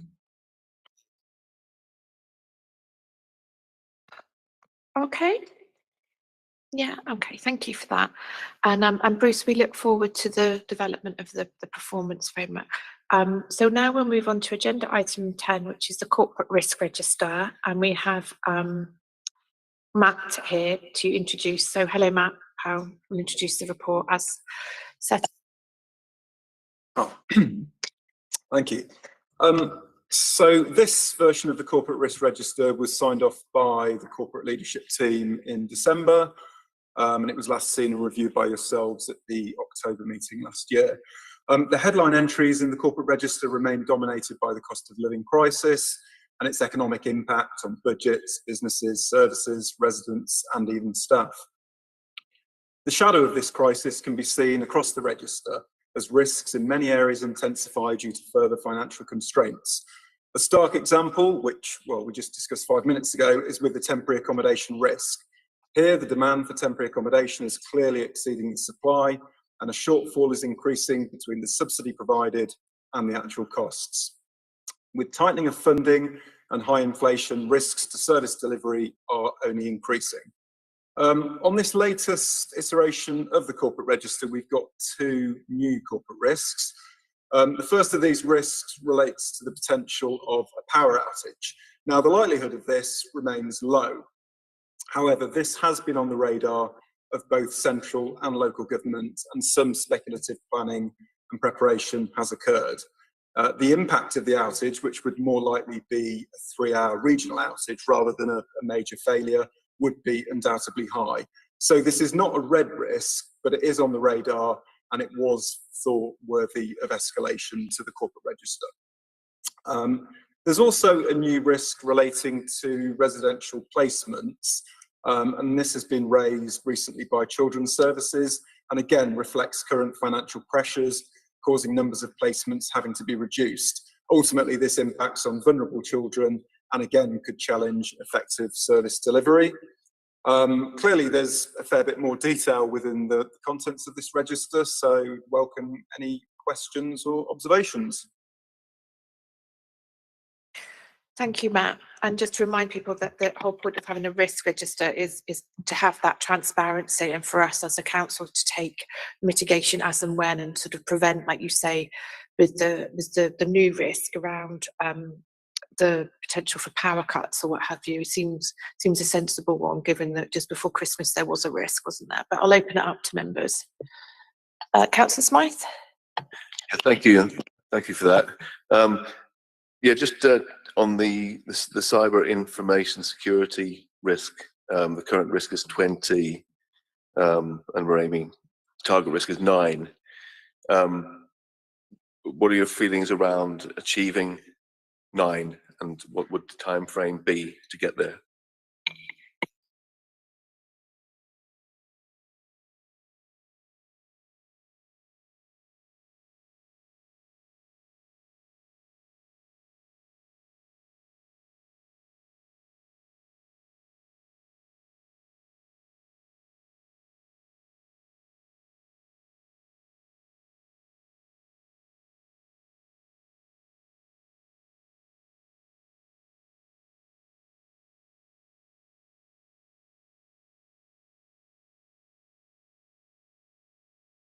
I think we all can see the real cyber issues outside of our own domain that are going on. It's not a day that seems to pass where another organisation hasn't seen it. So the idea it will ever disappear is not going to happen in any of our lifetimes, I suspect.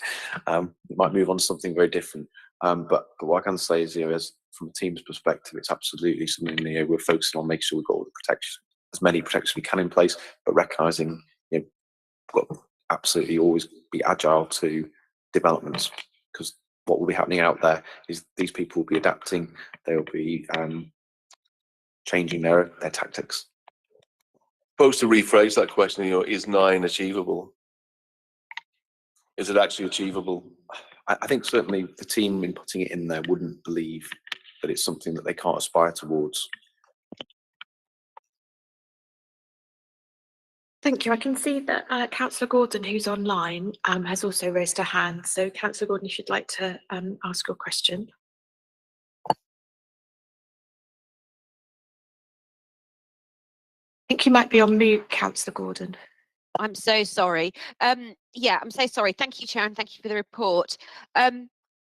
Yeah, my question's in relation to, I think it's risk 39, climate change, which has been, well, 19 in the table has been escalated from 10 to 15. The narrative around this says this was escalated at the end of 2019 and remains integral. The Council overall objectives and the recent publishing of the Council's Climate Action Plan has gone out to consultation, has brought it even more into focus.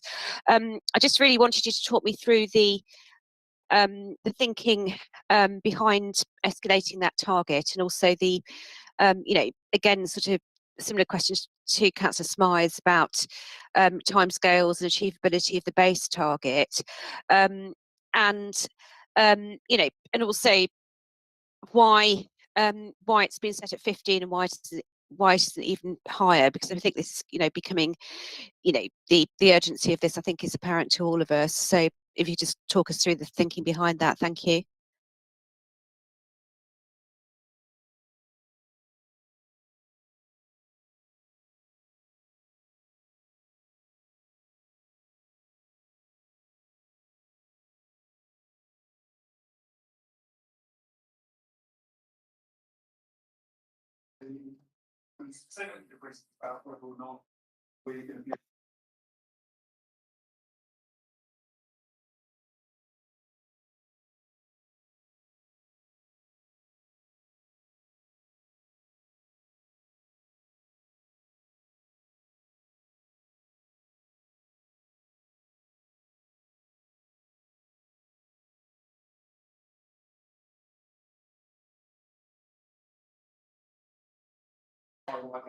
Max, I'm so sorry to interrupt you. I think you've not got your mic on, and I've just had a message that Councillor Gordon's struggling to hear. So Sorry, I'm really sorry. Yeah, no, I didn't turn it on. There's been a lot of discussion with relevant people in the sustainability teams about this risk, and obviously they've had significant input into it, and we've discussed the scoring with it. And I just said before, there was some discussion, I think, at a previous meeting here amongst some members when the score was 10, that it was perceived that that was a bit low. I think that was, a good, an interesting opinion, and we discussed that subsequently, and it was agreed to raise the score up to 15. If we break the score down in terms of impact, the impact is at the highest rating, the likelihood is in the middle, and we didn't want to commit to saying we think it's very likely that we're not going to hit our target, because ultimately what the risk is that we're committing to something that we can't achieve. And I think the target, the consensus is the target is realistic, but it's challenging. So it was thought on balance with the head of sustainability that this kind of scoring was appropriate.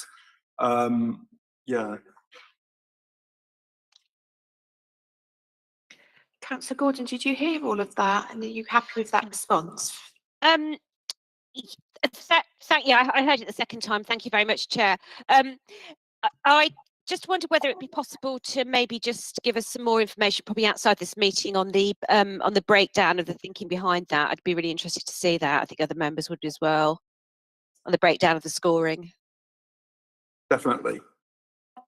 Margaret, Ian Williams has put his hand up. He might be able to answer that. Let me just hand over to him. I was just going to say before Councillor Gordon came in there, recognise that absolutely the progress the council is making towards climate change, dealing with the climate emergency, is absolutely of critical importance. Obviously, within a report that's covering a whole range of things, to do it the justice it needs probably warrants a note outside of this meeting. So I'll liaise with colleague Ricardo and Sam to just get a fuller note pulled together of the rationale for why that change has been proposed, and just get that set out. I will look to get that circulated before the next audit committee meeting, so it doesn't just come out with the papers. Thanks.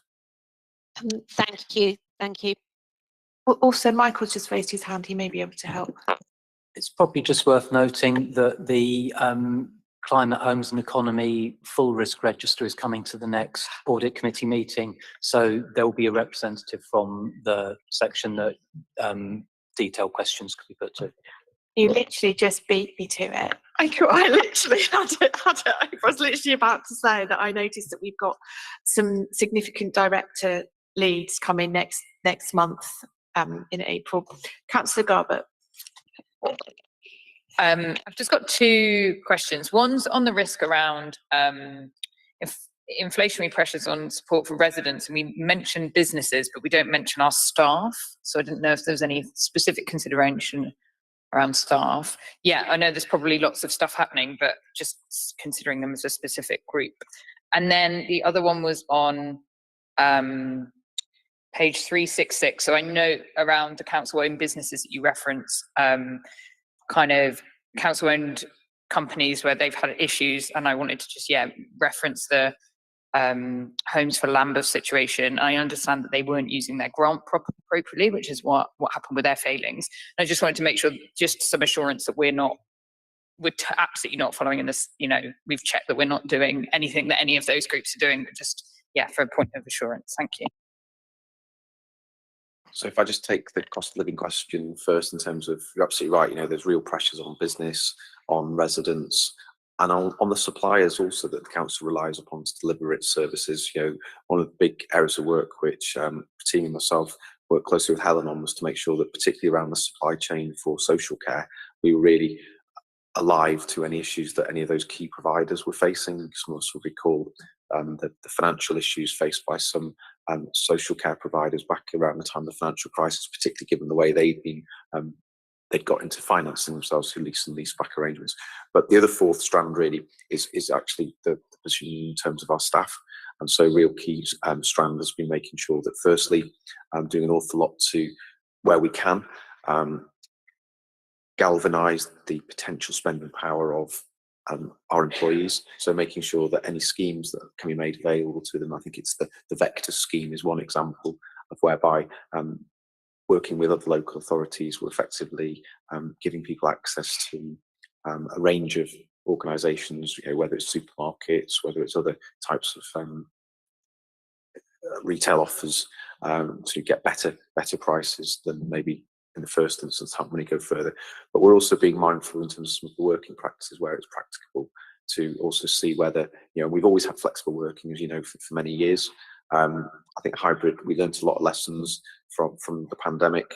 This committee even saw the report where those lessons were looked to be captured, and we've got to embed those. So where it is possible for people to flex their travel times to outside off-peak travel, that's also something that managers are giving consideration to as well.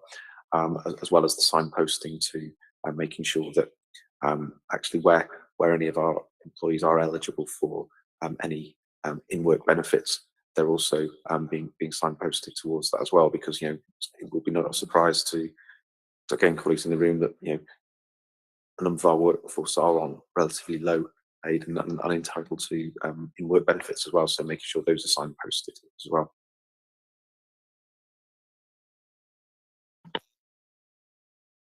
Great. In terms of housing companies, I think certainly a conversation which Dawn and I regularly have has been around making sure that whenever there's what's called a public interest report issued, as the sort of two statutory officers responsible for overseeing good governance in the council, we always make sure that any lessons learned from those reports are reflected upon, and we do apply that sort of look in the mirror test to ourselves, and have a series of sessions planned with senior officers and ultimately senior councillors. And I'm sure at some point we'll bring a paper to this meeting as well, once we've been through that process.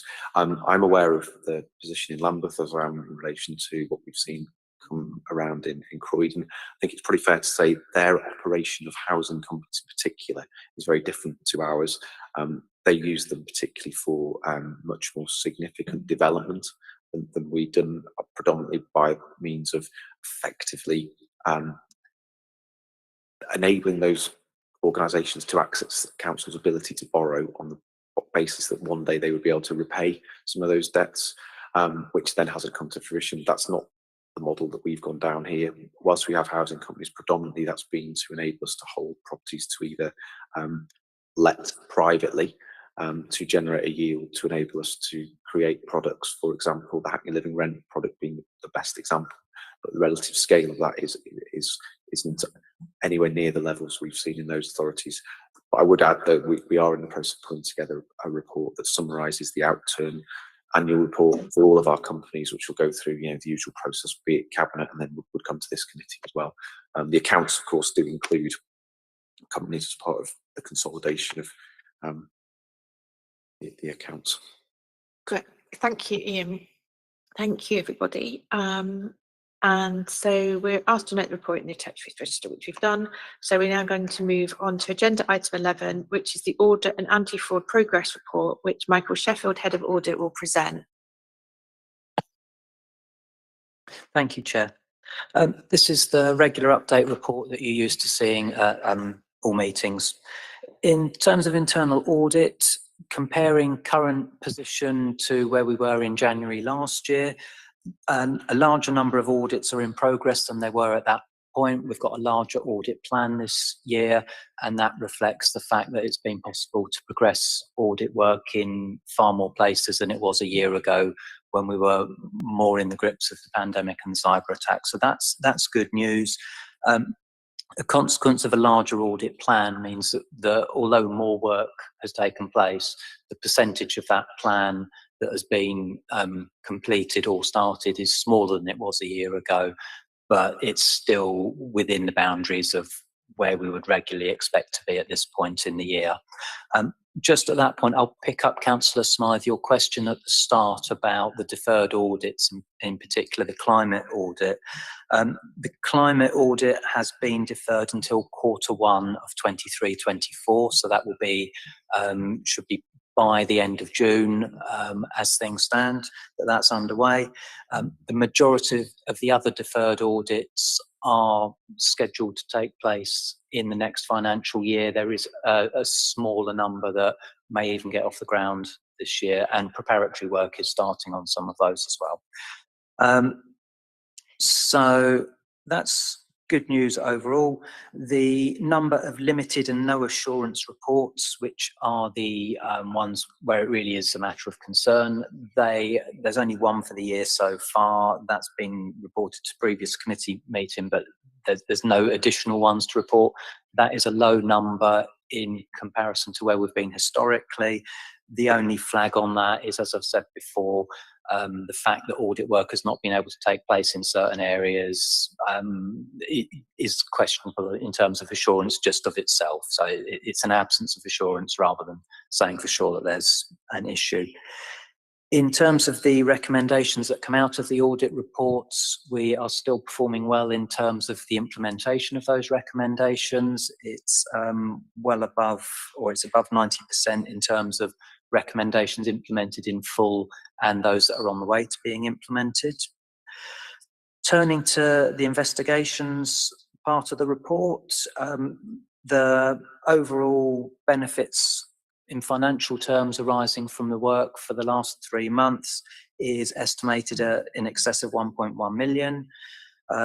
Referrals to the teams are considerably up on where they were at this point last year. So it's 371 compared to 272 a year ago. In addition to that, by the end of this month, we will receive the new results from the National Fraud Initiative. So for those who are unfamiliar, that's a huge big data matching exercise that takes place across all local government and other public sector bodies as well. So for example, it would compare staff in Hackney to staff elsewhere in the public sector, see if someone's working 2 jobs that we don't know about. It would compare people who are claiming benefits in multiple places or who have more than one council tenancy at first glance. So that will result in an influx of, I'd anticipate, at least 10,000 pieces of information that we'll need to prioritise and look at, and that will translate in time to results that will be presented to future committee meetings. So that's on the way.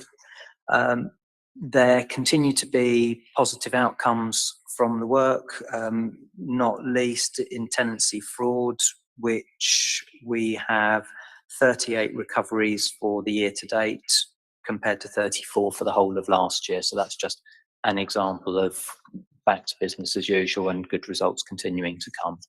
So I'll pause at that point and take any questions.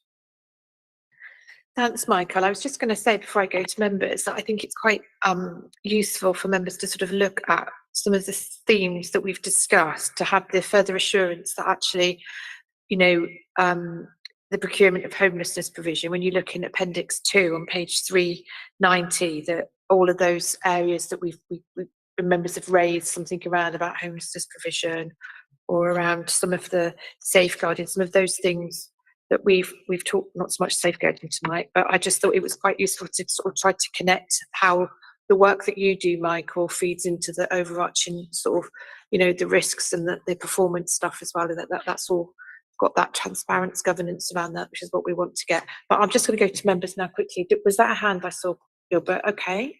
And Zoe? Yeah. Yep. Thank you for that. Page 391, under finance and corporate resources, main accounting systems got a mark of reasonable. I suppose the question is, why isn't that significant, really, rather than reasonable?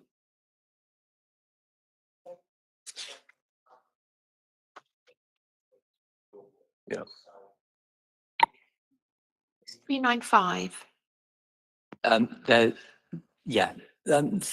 So the main accounting system on page 392, I've got, the reason it's rated as reasonable is because there's 8 recommendations. So they're medium recommendations, they're not high, but the fact that there's a large-ish number is why it's rated that way. So it's rare that there would be a review of anything and it would come back as nothing. So. And I think as well, just for members to note, on page 395, there's got a bit more descriptor, hasn't it, about some of the ratings that is useful, isn't it? Yeah. Councillor Zoe. Yeah, so one of them was just a comment that links to what you were saying at the beginning, Chair, just about the, I'm really interested in the rent arrears, and I know that it's been deferred to 23-24, but just some assurance that that's going to happen early in 23-24, that audit, because I know that's quite a high risk.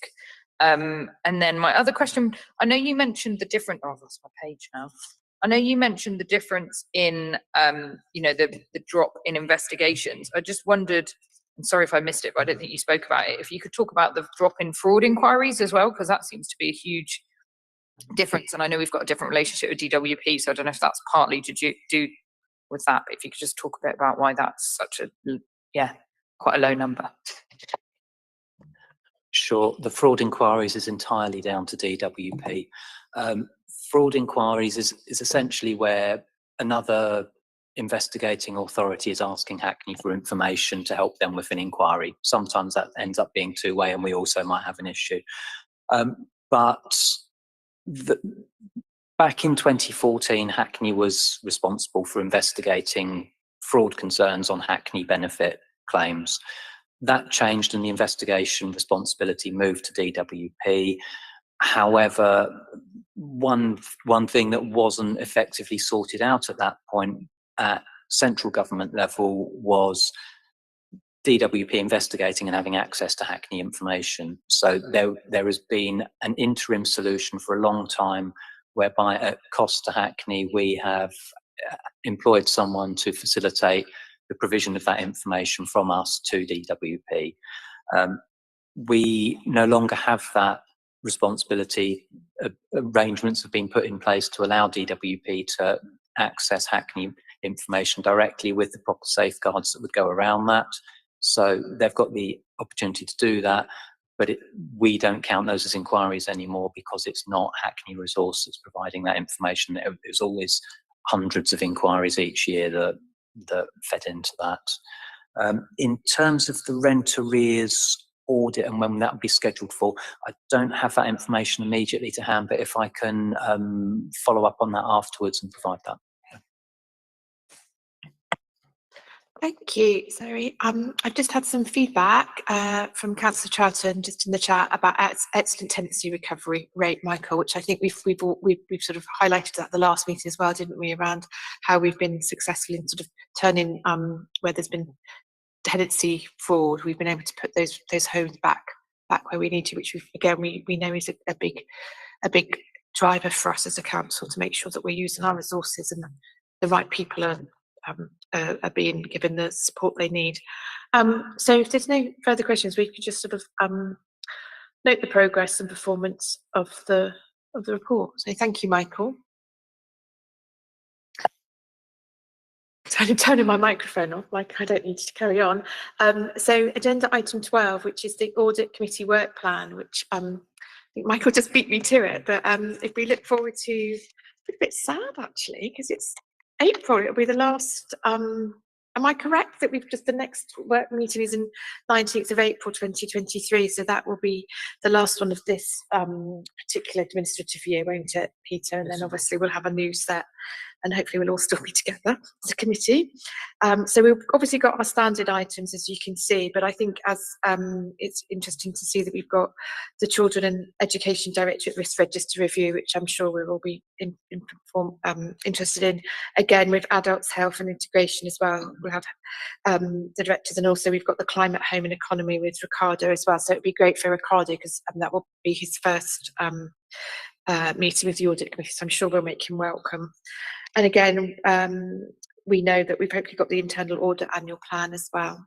But yeah, has any members got any comments on the work plan?